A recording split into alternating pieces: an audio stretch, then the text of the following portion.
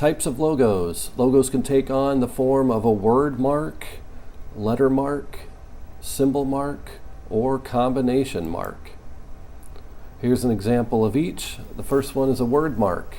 Is the name spelled out in a unique typography or lettering.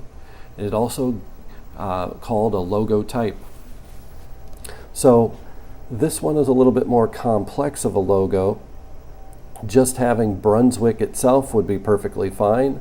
Adding all those extra things is probably one of those where you don't want to do too much. That this is an older type of logo, but it's basically just the text itself. And so you could see the stylized font that they got, and Brunswick appeals to more of a higher economic status and such, and a little bit more business-like in a sense. So they chose something that was, kind of representing that overall type of feeling. So the next one we have is just a word mark. It's the name spelled out in a unique typography lettering. It's also called a logo type. Again, same type of thing, only this one didn't have the extra wording or the extra shape that was around it. It's basically just the text itself. Again, from Corbis, it gives more of a kind of a futuristic technology type of feel to it. So they've kind of incorporated that in their text, and they're using a font that is different than what a lot of other companies use, and that helps it stand out a little bit more. Another word mark is the name spelled out in a unique typography, same type of thing. Taylor Guitars. Again, using some sort of font that's a little bit more stylized. This one's kind of a script type of font, and then adding a color scheme to it. And in this case, they have not only the main solid filled color, but they also have a stroke around it. So they have kind of like red and yellow colors that are implemented. You just have to be careful when you use a stroke around text. You have to make sure that it's thick enough, because if this was scaled down on a small scale, then that stroke would come off not printing very well. And so you probably want to have the stroke be at least 3 pixels in length in thickness, but I would argue maybe more along the line of 5 would be more safe. But you don't want to have a 1 or 2 pixel stroke, because that'll be just too difficult to reproduce on a smaller scale. Here's another one, just the use of initials in a creative way as well, almost as if it has, this text is put together to almost look like an image in a sense, right? It's got some good symmetry here, and good creative use of looks like two different fonts, for sure 2 different colors. Lettermark is a logo created using the initials of a brand name. So just the initials itself. Again, GE, company that's been around for ages, probably over 100 years actually, and it has a creative looking font for their color, for their text. Again, it does borderline a little bit maybe harder to understand if you look at it to see the actual G and E, because it's that script type of font that's not completely legible. But I think that this stands up over time because it's been around for so long. People know it when they see it automatically. They know GE. But for a newer company, I would say it might not be the best idea to choose a font like this, because it's not that legible.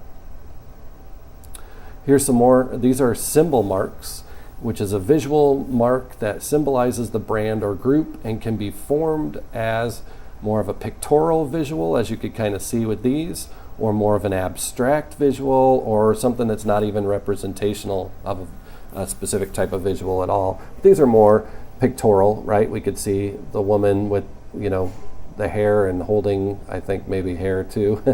And then we see the cow there, and these are more iconic. So when we do symbols, we do not want to make them really high detailed. We could have a really detailed drawing of that woman, but instead we choose to just do a silhouette almost and very simplified stylized drawing. That's the best choice for a logo. Notice the colors, one solid color too. You don't want to have all these, you know, colors and shaded areas and highlights and stuff. That's too detailed for a logo, so keeping it a flat, more look of an icon is a good idea. Now with these logos here, we might be looking at them saying, well, what company is this? Usually, you know, companies don't show just their pictorial marks unless they're really highly known. So Apple will show their Apple and just their Apple, and that's fine because everybody knows it's Apple. Showing these two, well, people don't really know them because they're not as popular as something like Apple. So Nike, Apple, you know, or at Starbucks even, those are the kinds of companies that can get away with just showing a pictorial mark. Here's some more. A symbol mark in a visual mark that symbolizes the brand or group and can be formed as, you know, something more abstract, I would say. You know, you could kind of tell what the one on the left is. You could see that it's some sort of insect in a way, but maybe the one on the right, it's a little bit more abstract of a visual. Again, here's some other types that are a little bit different. Maybe non-representational would be one on the right with the star along the earth. And then we have the stylized, you know, icon of the adult holding the 3 kids.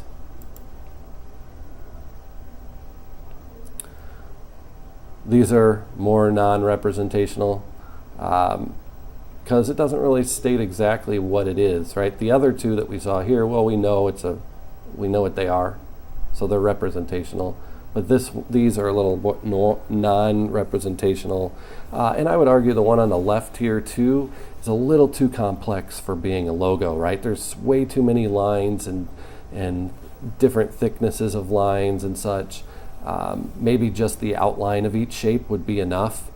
And some of them could be filled in with solid colors or such, but once you get into that realm, it's getting too complex to be considered a logo. But the one on the right is perfectly fine. Again, a little difficult to tell what it is exactly, but if there was a name that accompanied it, we might be able to see it. Combination marks are basically the text and the images put together. Right?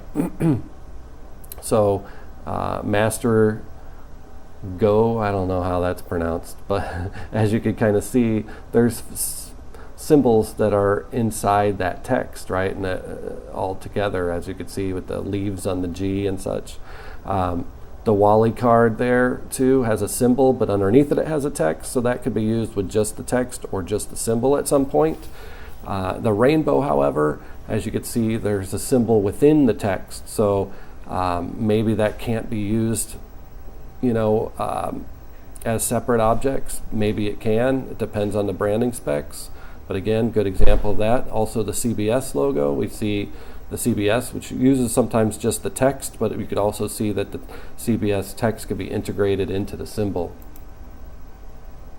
So here's an example. So we talked about the 4 different main types of logos, but there's like 6 or 7 different types of logos that you can do. So we have our letter mark, which is of course just the letter or our initials, as you can see with Facebook, CNN, McDonald's. We also have a word mark, which is of course the name of the company spelled out. Google, Yahoo, FedEx, no other company graphics, just the text in a unique font and colors. And then number 3 is a typographic signature logo. As you can see with Coca-Cola, Kellogg's, fairly similar to a word mark, right? Symbol, iconic logo, which is basically just be the symbol itself. Again, only used by itself if it's for a really well-known company, and all of these companies are, the Nike, Apple, Pepsi, Twitter, and such. Then we have a badge vintage logo. As you can kind of see, those are some kinds more integrated text and imagery together. As you can see with a BMW, the text is integrated into the symbol itself. Really doesn't it can stand alone, but it's not complete without it. Same with the Pinterest logo. That P has to be in there for it to be, recognizable as Pinterest logo.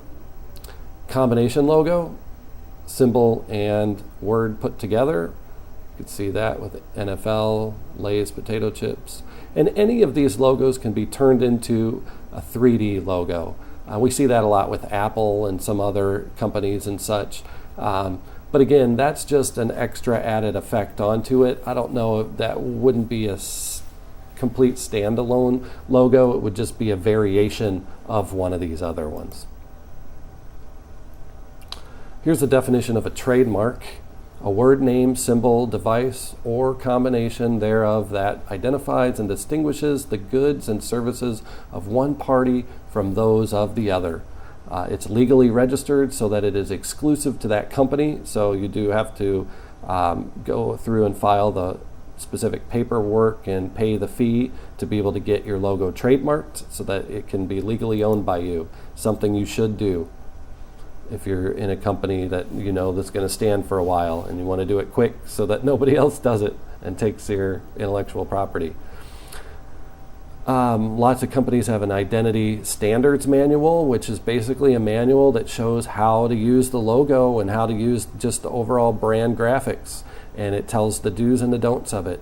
So the identity standards manual is a guide containing approved standard graphic elements of the logo, typographic, and color palette and brand signature, also called a graphic standards manual or a brand standards manual. And we have one here too for the American Red Cross. You can kind of see here, it shows pictorial examples of using the logo and how it should be used, how it should be scaled, how the text should be placed, what font, what colors, what goes on the background, how can the colors be flipped, all the things you can think about on how to use a logo. This is how it's stated, and this is what it should be followed to ensure that all of the graphics have that same consistent look to keep the consistency and the brand integrity. As you can see with the Identity Standards logo, sometimes you can use different colors for that logo. Nike would definitely have that, MTV for sure. Those companies always have different colors on their logo, and this one would state all those colors that can be used. So, in summary, the brand identity is the visual and verbal articulation of a brand or group. The brand identity should be memorable, flexible, distinctive, possess a spirit that is appropriate for the brand or group and audience, express a meaningful message, and differentiate the brand from the competition. An Identity Standards Manual is a guide containing approved standard graphic elements of the logo, typographic, and color palette and brand signature. The main goals of the color palette is to distinguish the brand to be relevant to the audience, and type must function to communicate, and it should express the brand's voice and personality. And finally, a tagline is a short phrase that embodies the broad strategy of a branding program and or an ad campaign.